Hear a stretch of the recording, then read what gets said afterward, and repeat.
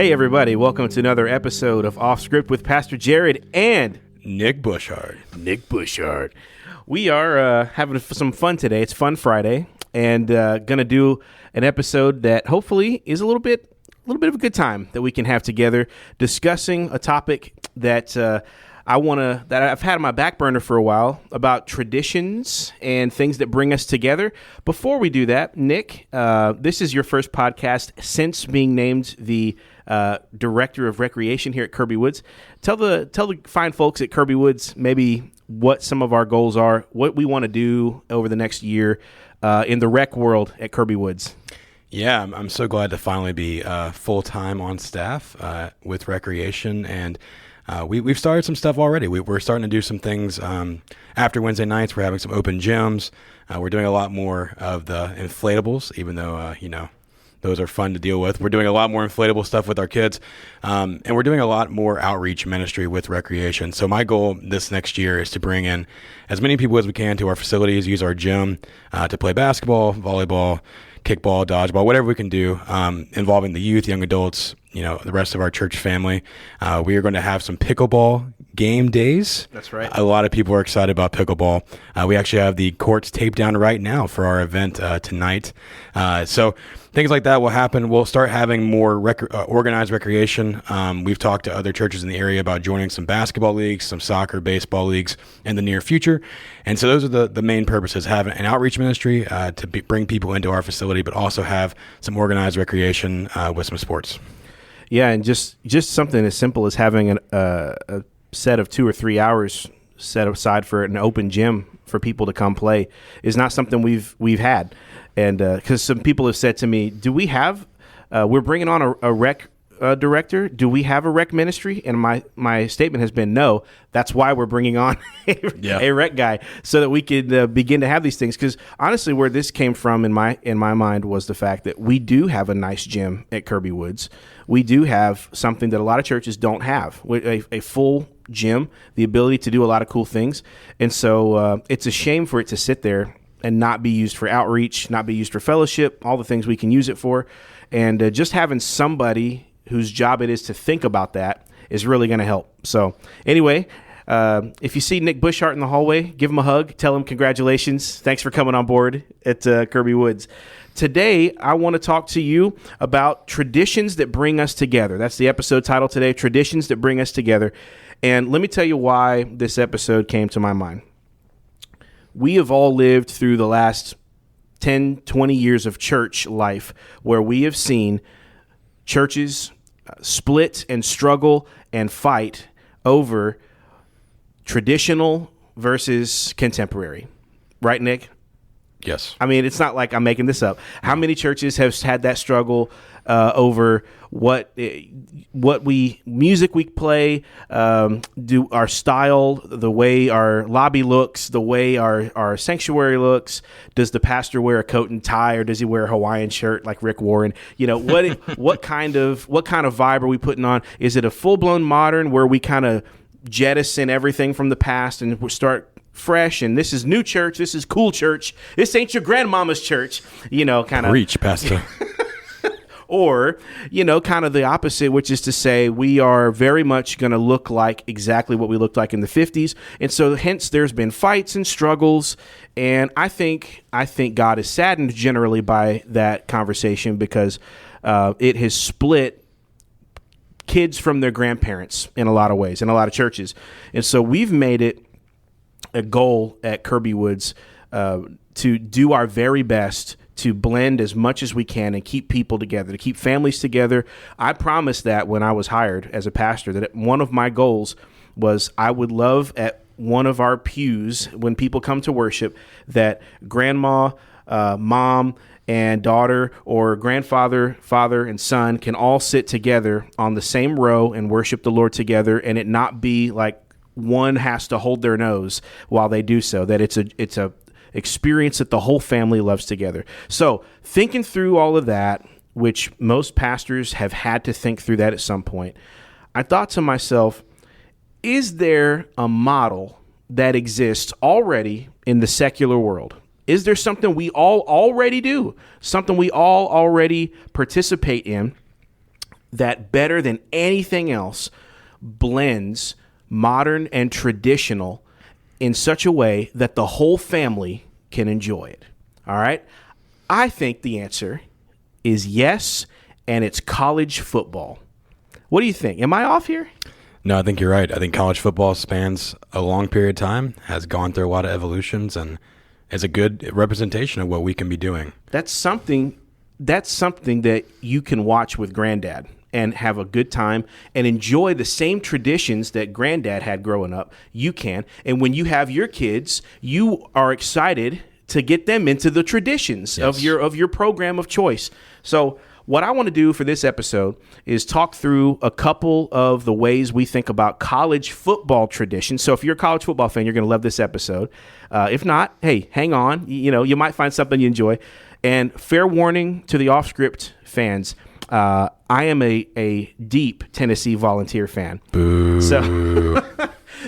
But because I love you, I didn't just do this by myself. I brought Nick in to be the representative of other traditions and things like that. So almost all my examples are going to be Tennessee examples, just because that's what I know. But anyway, let's think through a couple of ways that traditions cross generational boundaries and bind people together. So first of all, in college football, almost every school has music and music of choice. Okay, so most fight songs are old.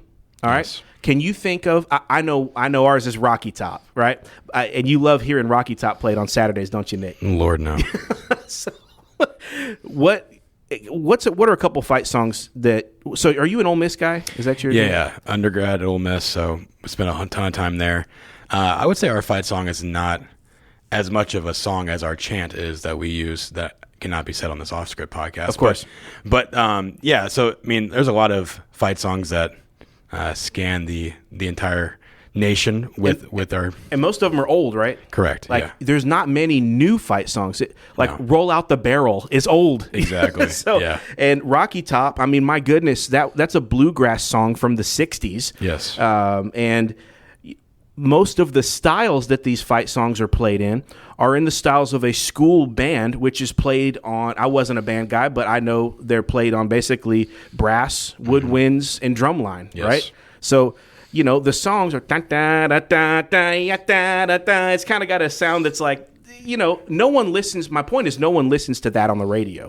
No one is going on Spotify typing in school band, the best of Roll Out the Barrel. I mean, very few people are doing that. But on Saturday, you want to hear it, don't you? Yeah. You want it. And if I don't hear Rocky Top playing on Saturday, it's not a good day. I need to hear it. And it's not just once. You want to hear that over and over again. I want to hear it when we hit a field goal. I want to hit it when we block a punt. Everything possible.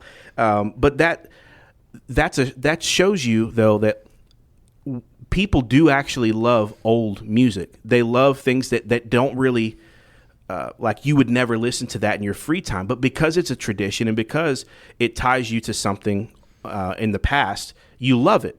Every school has one.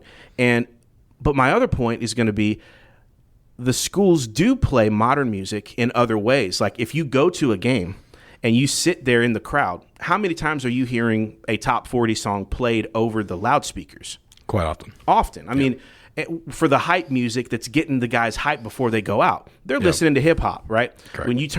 When you watch this, every school releases a hype video sometime around this time of the year, before the season starts, and you want the highlights and you want this and that. It's going to be a hip hop video, right? Like they're going to be playing modern music.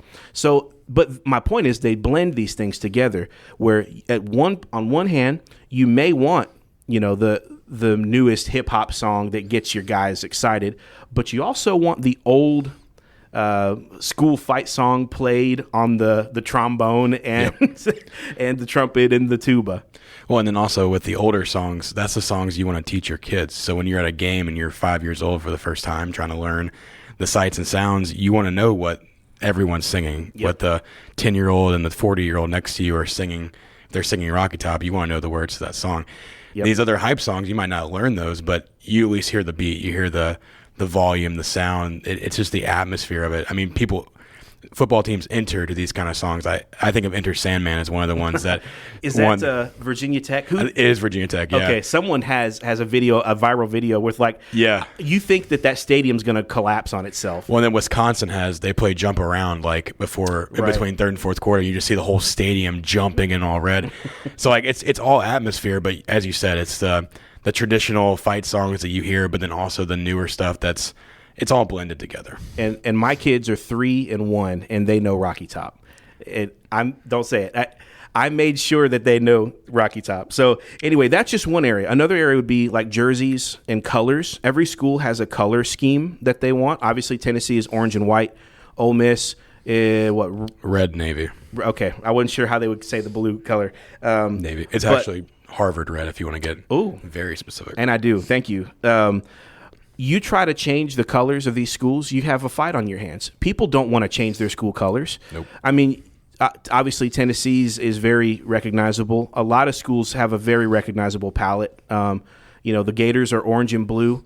Alabama, go to an Alabama fan and say, hey, we've been talking and we think it's time to change some things up here. And the crimson color, it doesn't work for me. We were looking at maybe like a seafoam green, Yeah. Is that going to work? No, you're getting kicked out. Of course not. And, the same would be for, like, Notre Dame. Like, try to go to Notre Dame and tell them, you're blue and you're gold.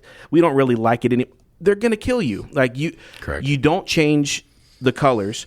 But here's how a lot of schools have a modern angle on these is that there's been a lot of really cool alternate jerseys made in the last couple years.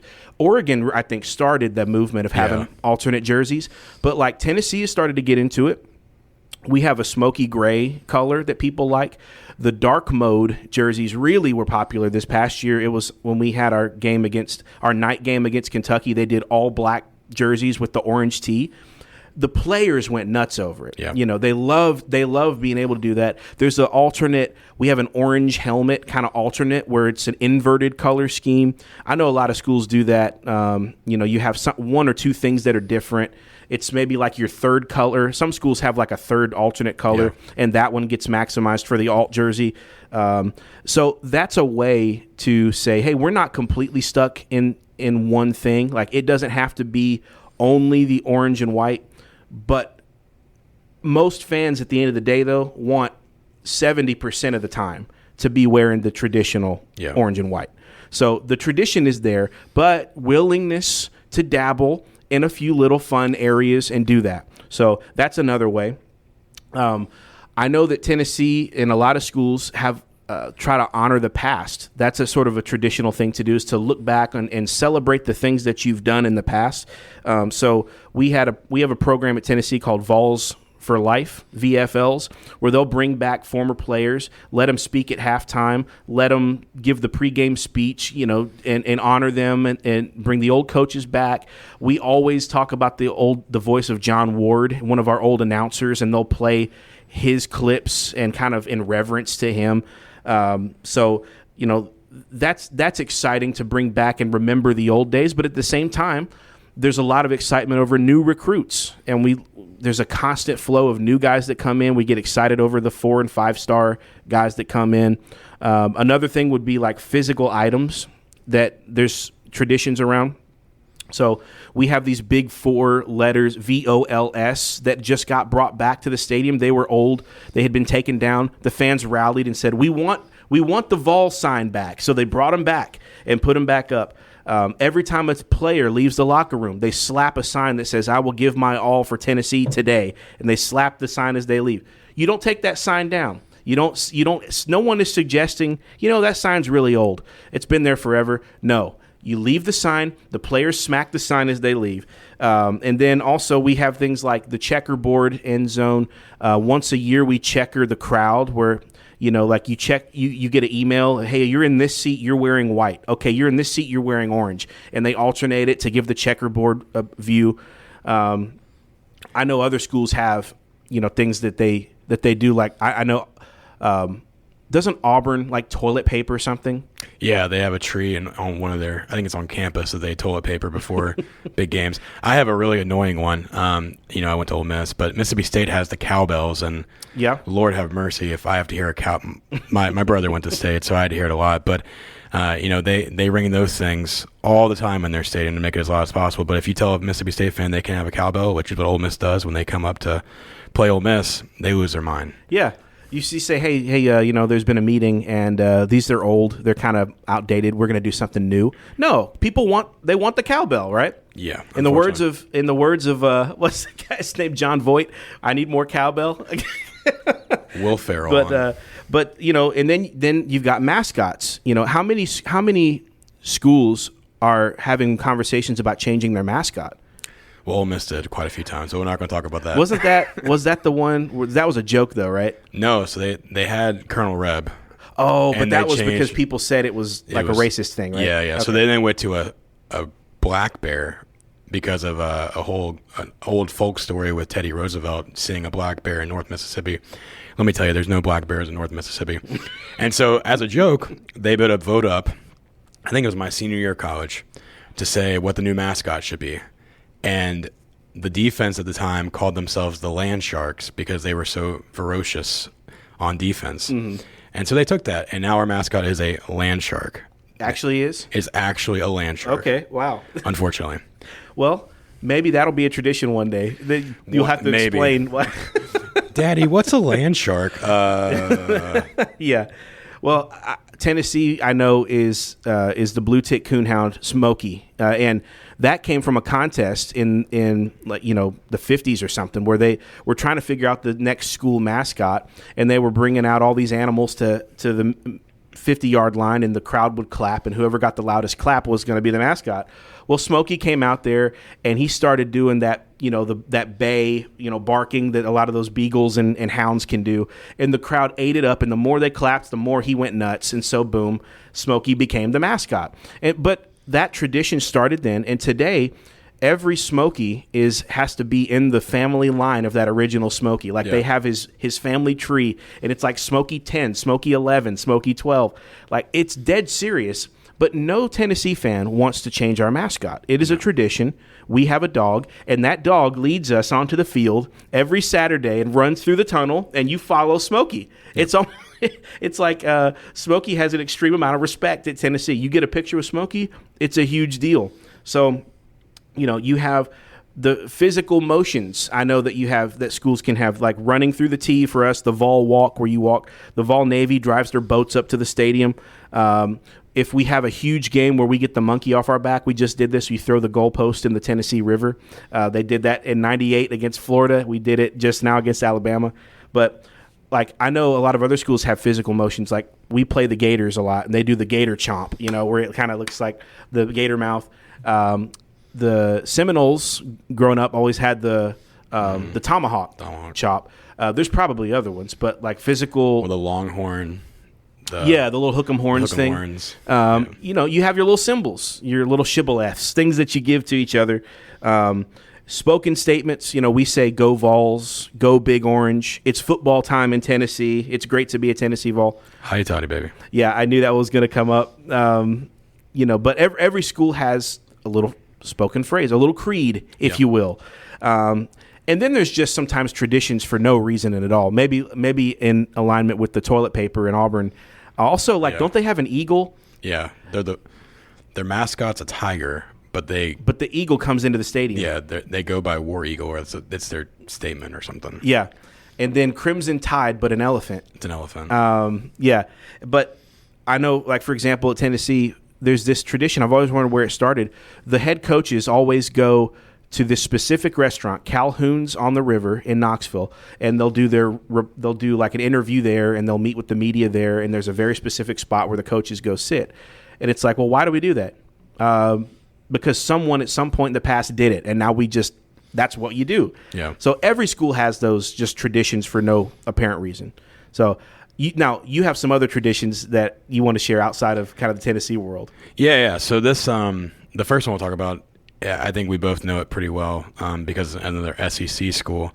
But Texas A&M has the 12th man, which football people out there, you know this. There's 11 players on a field on your team at one time.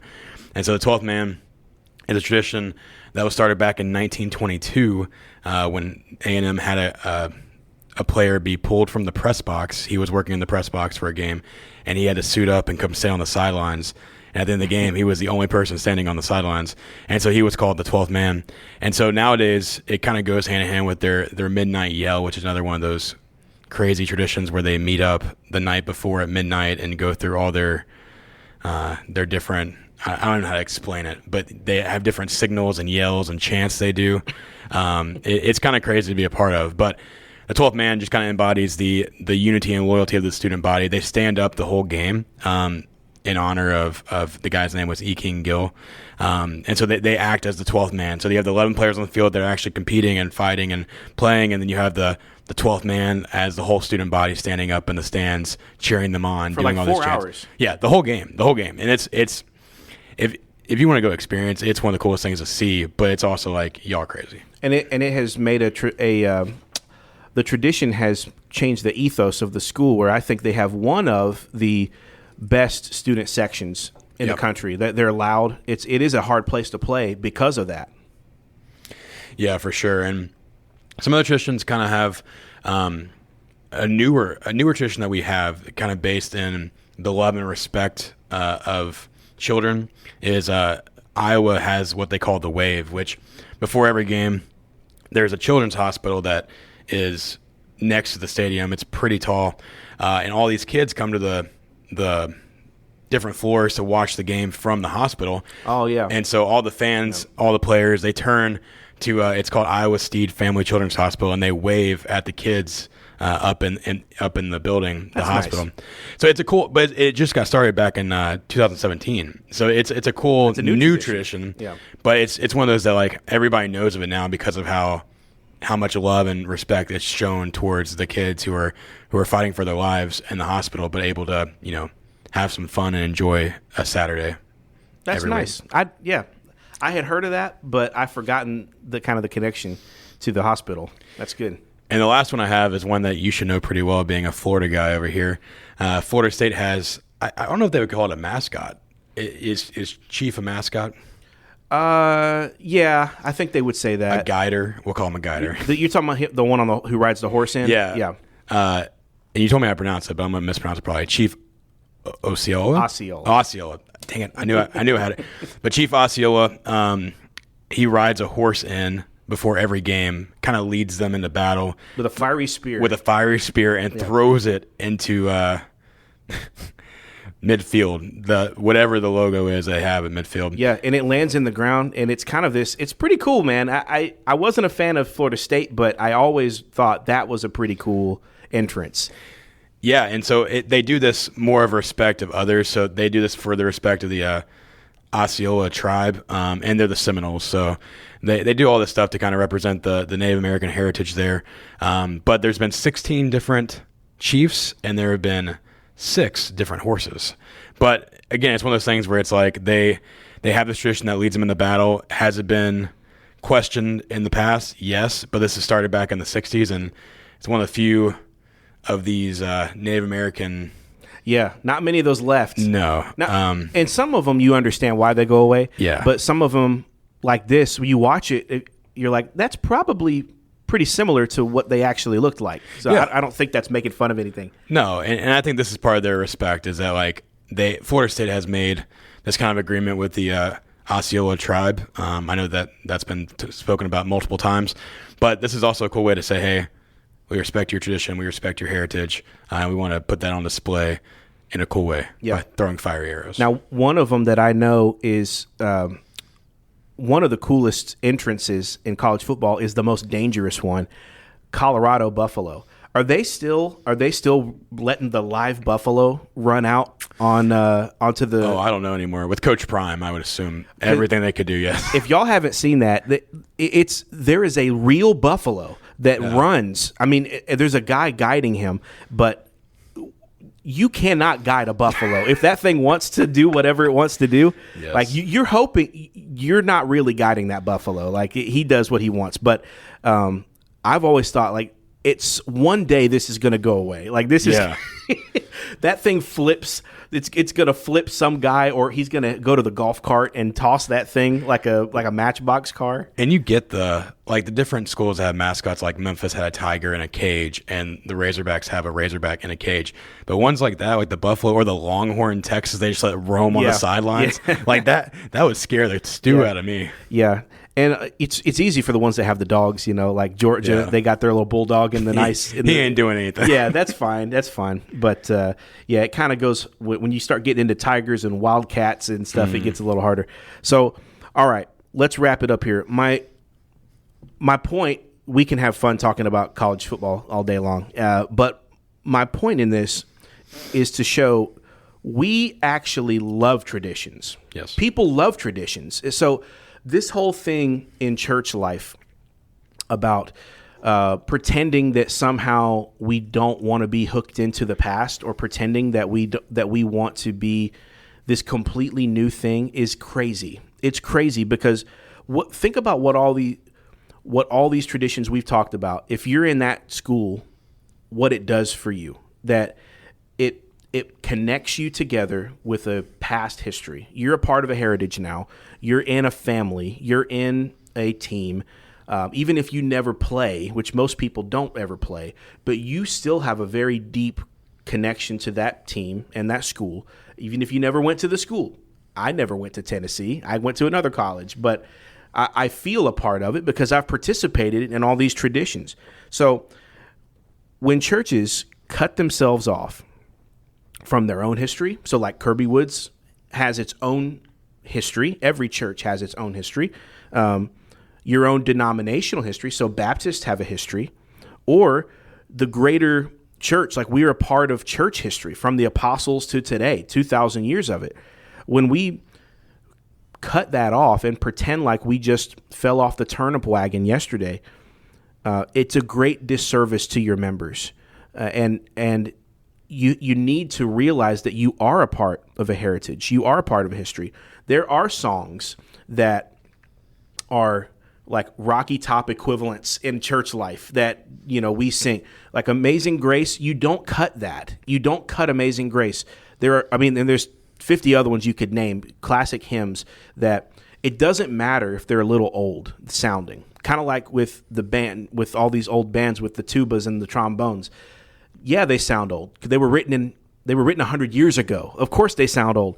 But the point is you still want to teach those to your kids. You still want to keep those in the family and make that a part of the future going forward. When you have a set of traditions, that's what we call a culture. You have a culture by 100 individual traditions that you do. When you tie a bow around them, you ultimately have a culture in the end. And people need to feel like they're a part of a culture. It's not good to feel like you don't have a culture. Then you feel like a man with no country, like you're just wandering around. You don't know what you're a part of, what heritage am I from? That's not good. So you need to tie yourself into something that you can enjoy, your parents can enjoy, your grandparents can enjoy, and one day your kids and grandkids can all be a part of something. The church has a deeper tradition and history than college football. But yet college football is doing it better than we are. So I think we need to think about ways to blend the past, respect the past, keep traditions from the past, but also get excited about the future. Let the young people have meaningful roles. I mean, if you think about it, the head coaches may be older guys. They may be in their 30s, 40s, 50s, 60s, but all the players are young. So it's a young person's game, but most of the school administration is older. So it's people from all different ages working together for a common goal. There's a constant pipeline of recruits coming in. To me, that's like our equivalent of discipleship, evangelism. You got to go get new people. You got to go bring in new people from the outside to fill spots and to come into the game, to be ready, to train up, because hopefully you're sending out to the NFL and college, but for us, you're sending out to the mission field or you're sending out to other places of service. That's the goal. Now, you have to blend new and old. And like you said, I love that example of Iowa because at some point, there's going to be a new tradition that comes in. It's not a permanently locked in. it's kind of like hymns. People think all the hymns that have ever existed are done and have been written. No, there are hymns being written today that are going to be alongside Amazing Grace in 100 years. So new traditions are going to be made. But at the same time, every once in a while, an old tradition is going to fall by the wayside. And that's okay. Just not all at one time. Don't flush the whole toilet, and get everything that's gone. But my challenge to, I guess, the church at large, all churches, and just to us, is don't pretend like we don't love traditions. We do. Don't cut yourself off from your own heritage. Don't pretend like you're not a part of something that's bigger than you when you are, because it's good for you to be a part of a larger culture, and that goes for your church as well. They're not bad. Traditions actually can connect you together. It can bind generations together. So college football's doing a pretty good job of it. I think we, the church, could learn a few things, but ultimately our goal is to lead in this and to be better than college football. And in a couple decades that people would look at the church and say, hey, they're doing it. Look at what they're doing over there. There's the example. Good? Amen. All right. Amen from Nick. Thank you guys for listening today to this episode of Off Script. Share it with a friend. Leave us a kind 5-star rating and review. And hope to see you guys on Sunday. If you're not in a Bible-believing church and you're in the Memphis area, would love to see you at Kirby Woods Baptist Church. Have a great week. God bless.